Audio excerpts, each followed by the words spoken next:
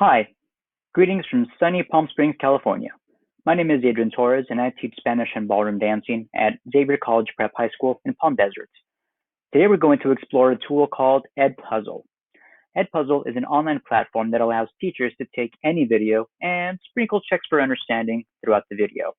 You can even keep students from continuing the viewing process until questions have been answered. Pretty cool if you ask me. You can also add notes to a video in order to better guide the student viewing process. This is a great tool for students who need extra repetition, as well as for accommodating the learning rate of each individual student. Take a passive viewing process and transform it into an engaging activity for student learning with EdPuzzle. So let's take a look at our product here. To go to EdPuzzle, just open a tab from your browser and go to edpuzzle.com. Once you're on the main page, you can click on sign up. Make sure you indicate that you are a teacher. And you have one of two ways of signing up. You can sign up using your Google account if you have a Google account, or you can sign up with any email address. Now, I already have an account, so I'm going to just log in. And I'm going to log in using my Gmail account. Make sure you utilize your school Gmail account, especially if you have that account synced to your LMS. If it happens to be Google Classroom, that's going to be really important for this process. Okay, so let's take a look. In the upper right-hand corner, you have your user menu. You'll see your initial, or if you have a photo, you'll see your photo there. You can log out. You can also access different resources. There's a help center here. And if you are interested in learning more about different certifications for EdTech tools, you can click on certifications. Again, this is going to be what you utilize for some PD, some help. And if you need to make any changes to your personal account, such as change your email address associated with the account or update your password, you can do that from here.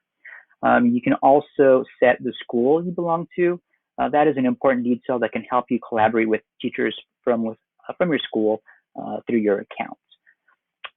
So that is our user menu.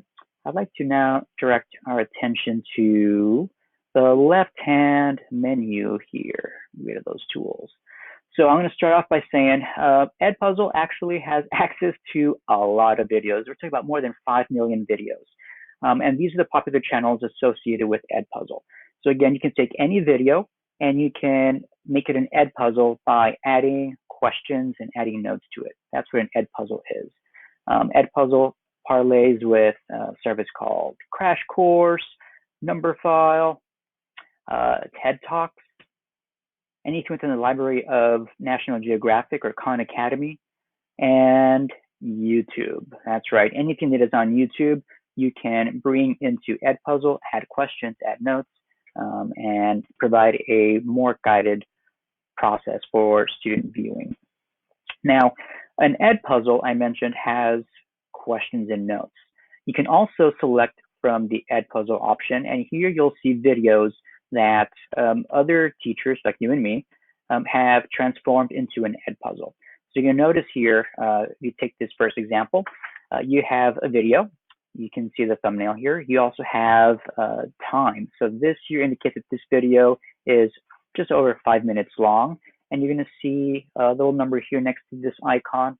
This indicates that there are 4 questions or notes embedded in this video. You'll see the title of the video, and then down below you will see the author of this EdPuzzle. Again, not necessarily the author of the video, but the author of the EdPuzzle.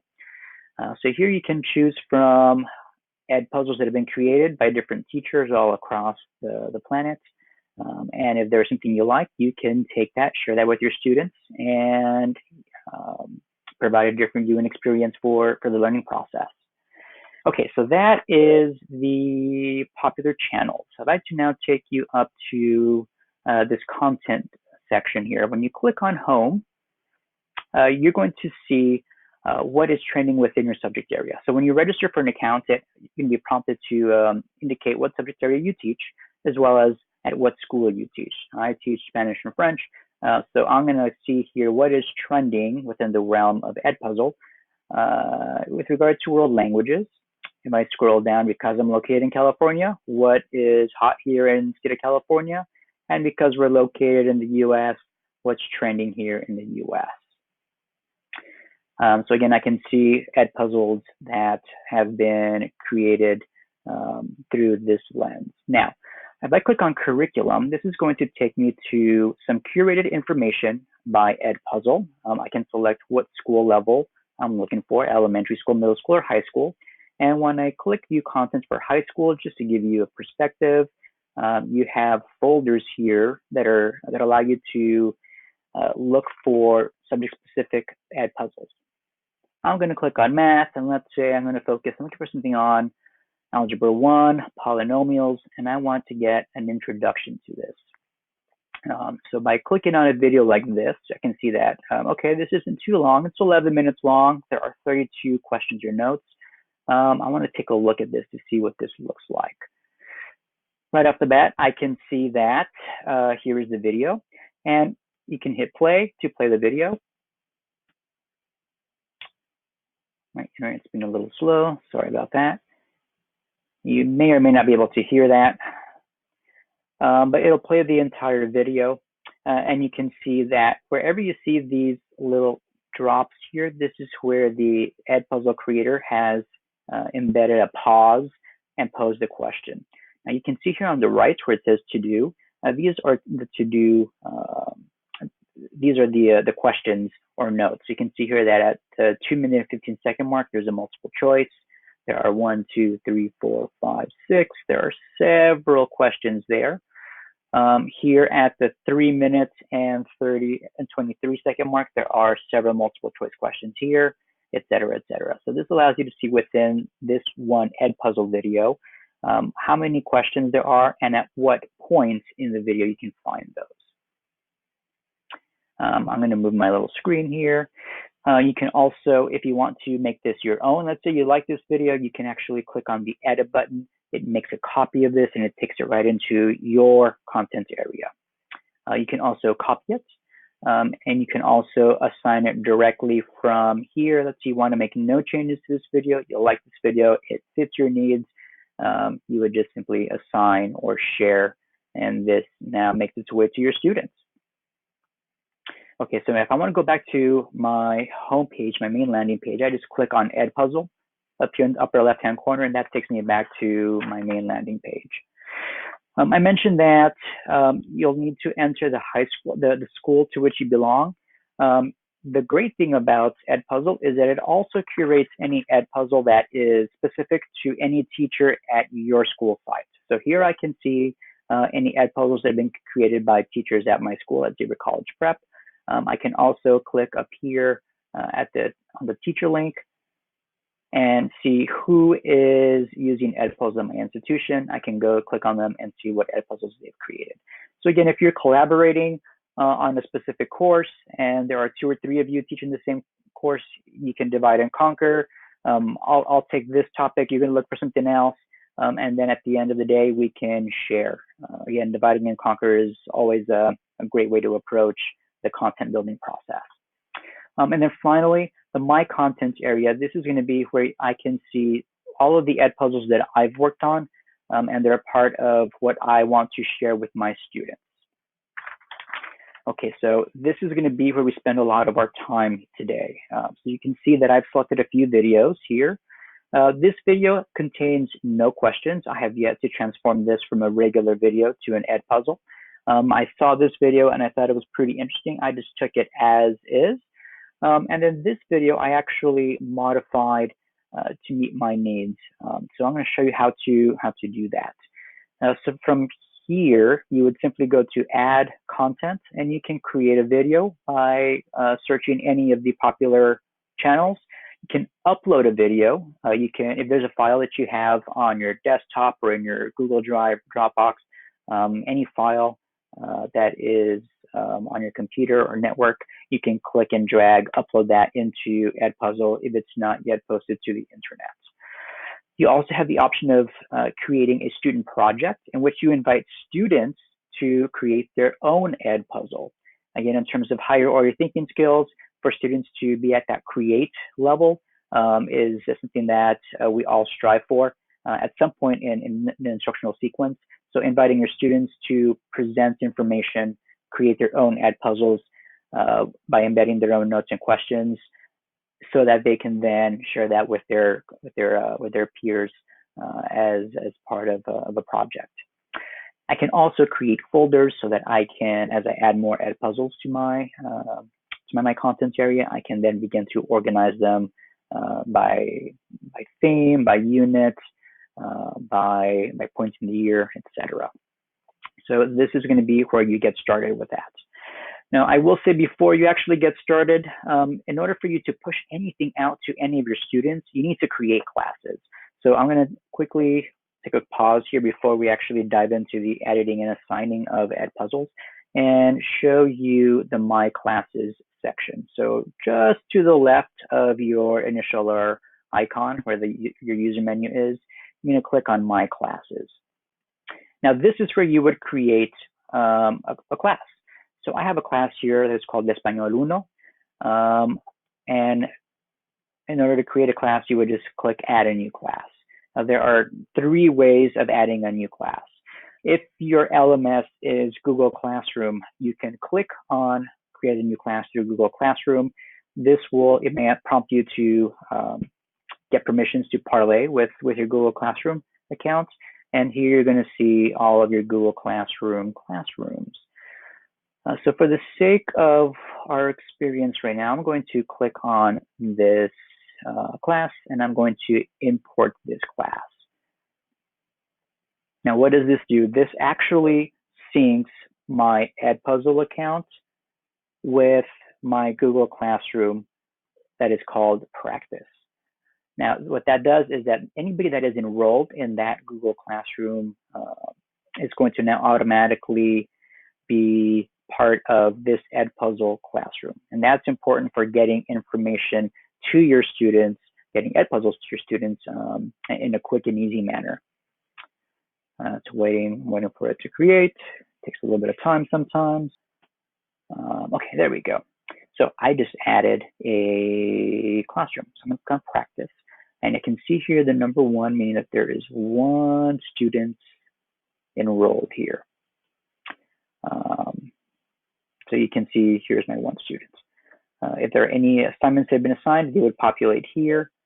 And you can be able to track within the realm of my practice classroom. This is what is due in terms of my EdPuzzles. Okay, so that's doing an import from your Google Classroom. Now, I can also create a class from scratch. So I'm going to call this AVLI demo. You can add a description if you so desire. You have 2 ways of approaching this class. Now, you can make it open so that on the fly, you can have students go to EdPuzzle. You would give them a specific class code, and again, on the spot, students would, on their device, take that code, enter a class without having to actually register for an EdPuzzle account. Now, you can actually track students' progress. It gets a little tricky because students have to then enter a username. That's where giving clear directions is going to be key, and making sure that they don't enter something funky like dinosaur or T-Rex or Spanish Maestro 127, anything random like that. By creating an open class type, again, you can track student progress on a video-to-video basis. That's a little different from creating a classic class type in which you invite students to then go to EdPuzzle, create an account as a student so that you can track not only student progress on an individual video level, but across the board, across all videos. And in that process, you can actually also manage and maintain a secondary gradebook that is specific to your EdPuzzle class. Again, this does not replace your gradebook. That's part of your SIS or LMS, but this is just an addition to. Okay, so back to my classes. And I have a demo course in which I'm going to ask students to make sure that they create an account. I don't have any accounts, any student accounts associated with this yet, but you would simply take this class code, copy it, paste it into your LMS, shoot that out to the kids. You can invite students directly from here, sharing an email. You can also copy a link and send that out via email or LMS to your students, taking them straight to EdPuzzle they can create an account and then join this specific class. Okay, so once you have a classroom set up, you can go to, again, EdPuzzle, upper left-hand corner, and I'm going to go to my content. So I'm going to show you quickly an EdPuzzle that I created. I found a video on YouTube that I thought was neat. I'm thinking about a unit for food and nutrition, and thought something that's easy within the realm of vocabulary for students to be able to identify, practice their ear in Spanish. This is for my Spanish 1 non-native Spanish speakers. And so I found this video that I thought was interesting. Mom explaining what she makes for her 18-month-old baby. Great way to provide something authentic that a native Spanish speaker would access and view whenever looking for recipes. So you can see here that this video is just shy of 2 minutes. I'm going to click on YouTube and you can see that the original video is 11 minutes. So I was able to actually trim that, so let's crop that and adjust it to meet my needs. Up here in the to-dos, you can see that at the 5-second mark, there's a multiple choice question. At the 40-second mark, multiple choice. At the minute and 2-second mark, multiple choice question. So I'm going to click here so you can see what this question is.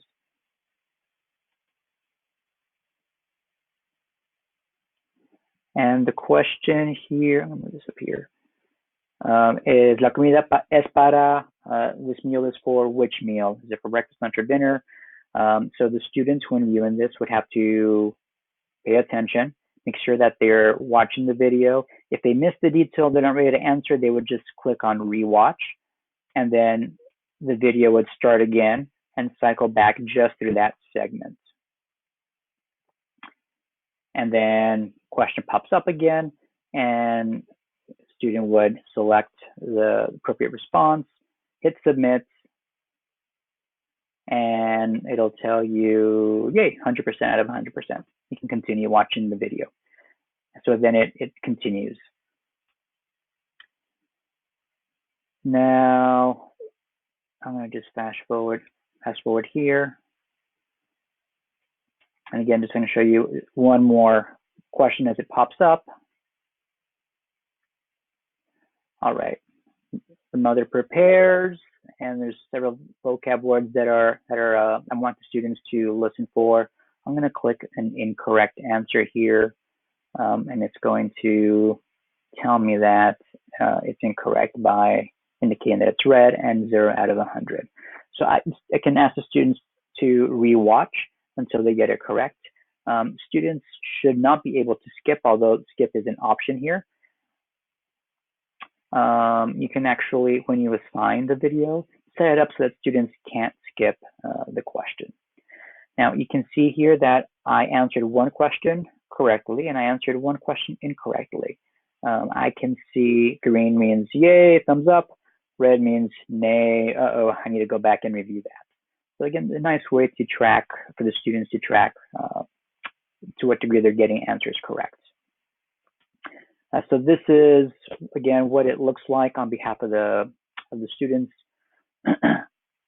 And again, once I have an EdPuzzle that I like, I can assign it. So let me go back one step and show you a couple of things. So when I'm on my content, this is my user landing page. When I click on an actual EdPuzzle video, I move to the viewer page. Okay. Now, if I want to assign this, I would simply click on the word assign. I can click which course I want to assign this to. Let's say this is Spanish 1, period 1, period 2, period 3. I can easily do that and click assign. I can set up a start date. So I'm going to say Monday. I'm going to say Monday at noon. So I'm going to change that to PM. And I want this to be viewed by, click on due date, the next day at 12 noon. Okay, so hit save.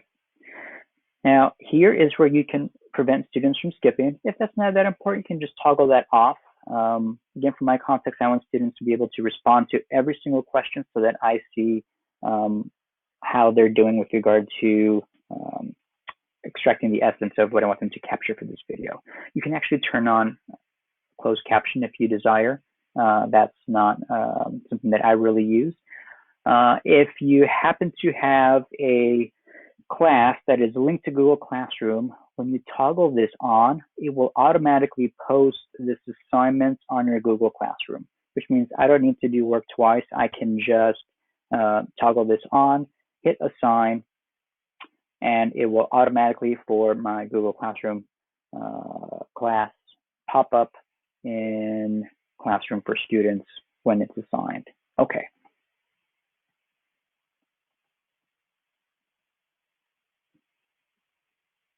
Okay, so I'm going to go to my content here, and I want to show you how to actually create an EdPuzzle. So I've taken, I'm going to click on Add Content, and again, I mentioned that you can go through it, you can look at a video from pretty much any of these channels. By clicking Create a Video, this will allow you to search other EdPuzzles. You can search YouTube. Again, you can click on See More, and you can just keep going and going and doing a general search. EdPuzzle has a search bar up in the upper left-hand corner, where you can type in a topic. You can actually type in the link to a YouTube video or a Khan Academy video and a TED Talk. Dump it right here and hit search. So I happen to have copy pasted the original link to the video that I wanted to push out to my Spanish 1 students. I'm going to minimize this so that you can see everything here. So I mentioned that the original video was 11 minutes in length, and I want to use this video. So now, where I am right now, I am not in the viewer mode, but I'm in the edit mode. I'm the editor. So you have 3 options when you're in the editor screen. You have the cut. This is where you can edit the length of your video. You have the voiceover. Let's say you want to not necessarily utilize all the information that is being heard in the video. You can record a message over and replace some of the information that is originally part of the video. And once you have all of those things, that you can then go to questions and start to create multiple choice questions, open-ended questions, or even added notes. So just for the sake of this exercise, I know that I want to bypass the introduction, and I want to start, there's a little one right here. And I'm going to drag this end, and I'm going to drag toward the beginning. We're doing a crop right now. So again, this is just called a crop, where you drag each end to trim the video ultimately. Okay, I want to end the video right here. So I can see that I took this video from 11 minutes to now a new time of 2 minutes and 13 seconds. Okay, I know this video. I like this video. I like where we are. I'm going to drag this little pin, this little needle. I'm going to hit play. Yeah, okay, so this is a segment that I want. Fantastic. In some cases, let's say if you want to further edit this, you can click Add Cuts. This feature, I believe, is part of the pro version. There is a paid version of EdPuzzle, which has a few more bells and whistles. One of the main things of the paid version that is not a feature of the free version is for the free version, you're limited to only having 20 EdPuzzles at a time in your My Contents area versus having unlimited EdPuzzles in your pro account. You can get a pro account on an individual user basis, or you can subscribe through your school or district. Okay, now back to the editor here. So once I've sliced and diced my my video here, I've done all the cutting that I want to do here. I'm going to now click on VoiceOver. If I wanted to record over this, I can just simply pick where I wanted to do a voiceover by dragging the little dot here. I'm going to click start recording. Your browser may prompt you to allow the browser to record. I'm just recording. It's recording what I'm saying. Hit stop recording. And then that soundbite will now be available here. You can check that soundbite by hitting play. If this is exactly what you wanted, fantastic. If you don't like it, you can hit the trash can icon here and get rid of it. I'm just going to hit start recording one more time so I can show you another neat feature about the recording. So it's just recording what I'm saying. Servimos los frijoles y los huevos en el plato con un poco de fruta. A mi niña le encanta el melón. Muy delicioso. Okay, so I am going to hit stop. Again, let's say the video contained some music or some commentary that was not pertinent to what I want the kids to get. I can simply record my voice and have that be part of the video. So you can see now this yellow line here, yellow-orange line. This is a sign of voiceover recording. Now, let's say I wanted to move this. I could actually just drag it along the continuum here and place it at a different start point. So let's say if I wanted it to be here, I could do that. If I wanted to actually create an introduction message for my students, I can start by doing that. So there's some flexibility as to how you can use this voiceover feature. I'm going to leave it back where it was roughly. Okay, that's where my voiceover is going to go. Now, in terms of questions, I am going to start out by posing an open-ended question. So I am going to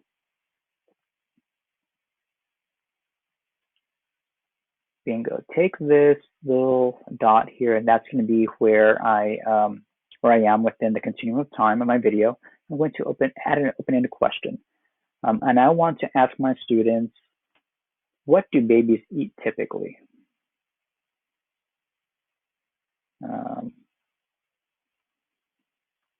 ¿Qué comen los bebés típicamente? Okay, I'm going to hit save.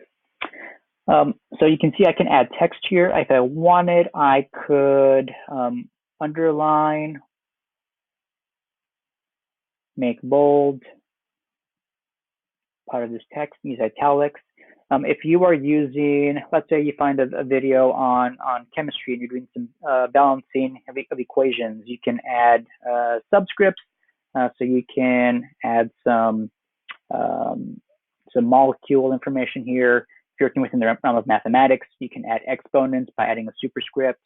If you wanted to add a link, so let's say there's information on lunch menus associated with eggs. This is the dish that is being made by this mom here. I can click on the link here, link icon, and I can actually copy paste the link that will take my students to a different location, again, just to further enhance their learning process. I can actually add an image, and if I'm working within the realm of mathematics, I can add formulas as well by clicking on this FX feature here. And again, you have access to these symbols. So I'm going to hit save. I'm going to post this question here. Right off the bat, what do babies eat typically? So this is going to be an open-ended question. I want students to start brain dumping or dumping all kinds of vocabulary based on what the question prompts them. Hit continue. And this little upside down drop indicates that there is a question or a note. Now I'm going to stop here and I'm going to add a multiple choice option. For my context, again, I want to ask what meal is this mom preparing for her daughter? I'll write this in Spanish, obviously. And I'm going to say breakfast, el desayuno, lunch, el almuerzo, and I can add more choices.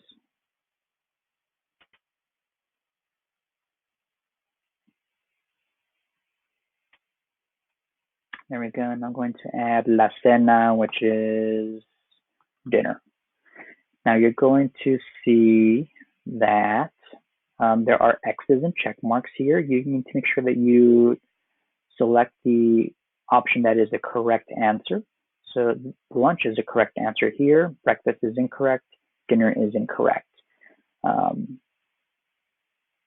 want to make sure that that is all set. Okay, that looks good. I'm going to hit save.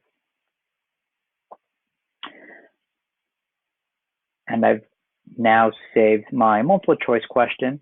And again, here at this point in the video, it's going to pop up this question.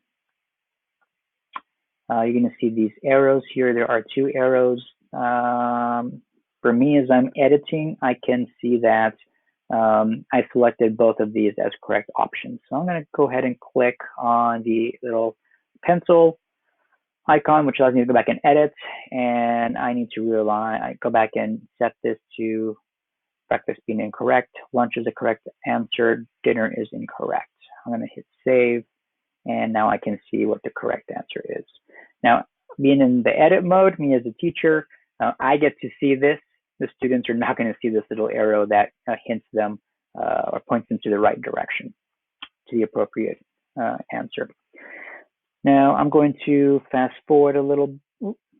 Now, I wanted to click on the little dot to progress in the video, but I actually clicked on the little drop, which is the question that's embedded, this multiple choice question. So you can actually do that as well. Let's say that's a question that you want to ask a little later, or you have this little timing dot on the wrong place. You can just move the question to a different location instead of having to delete it and recreate it. Okay. Now I'm going to drag this to one more place here. And I want to add a note here. And I'm going to add a note about, pay attention to what mom says about healthy meal options for her 18-month daughter. And I'm going to make sure that attention. Go and you hype in here. Thank goodness for Grammarly. And I can see that. Okay, so I have added an open-ended question, a multiple choice question, and I have a note, a comment. Okay, so when we get to this point in the video, boom, this note will appear. Okay. Now, once I am done with adding my questions and adding my notes, I'm going to just go back, verify the cut. So I'm only working within the realm of this segment of the entire 11-minute segment. I want to take a look at voiceover. I have a voiceover here at this in this location of my video. And then in terms of questions, I have 1, 2, 3 questions. If I click on this little menu here, I can actually see on the left side record of at what point in time I have added EdPuzzle questions. Again, I can see open-ended question, I get a visual as to what it is. Multiple choice question, I get a visual as to what it is, at what time. And I can see that I've added a note here at this time. There's a voiceover that starts at the 59-second mark and goes all the way to the minute and 18-second mark. So these video events on the left side, again, if they get in your way, you can just minimize that or close that. If you click on the 3 horizontal lines, it'll take you back to this view of video events. When you're ready to finalize your video, you simply click on the finish button up here, upper right-hand corner, and we have our first EdPuzzle. Now, again, to send this out to students, you would click on Assign, select the appropriate class, assign it, set up all those parameters there, and click assign, and you are good to go. Now, when I showed you previously, I think I had selected a different assign date. It wasn't today. For right now, because I assigned this video immediately, you can actually see the students that is enrolled in my class. So I have access to the student name. I have access to what they've watched. Now, as they progress through watching the video in EdPuzzle, I can see what percentage of the video they've reached. Based on the auto grading feature that's part of the multiple choice question, it'll generate a grade automatically here under this column. Last time watched, if the student has never opened this link or watched this video, it'll indicate your never. If they were just on 2 minutes ago, it'll tell me 2 minutes ago, yesterday, 2 weeks ago, and then turned in the case that this student has not turned in the video, meaning they've not watched the video in its entirety. So that's all that means. When I click on this student, I'm then able to look at some analytics. I can take a look at each individual question, and I can see this was not answered. This was not answered. And there are only 2 questions here. And you get that information for each individual student. And you can toggle back and forth to the next student, to the previous student. I'm going to click on the back arrow here. Alrighty, so this is in a nutshell EdPuzzle. You have the option of taking pretty much any video, anything that you've made that's on your desktop, anything that you've made and uploaded to the internet, anything that is already on the internet, and you just copy paste a link into the search. It will find the video for you.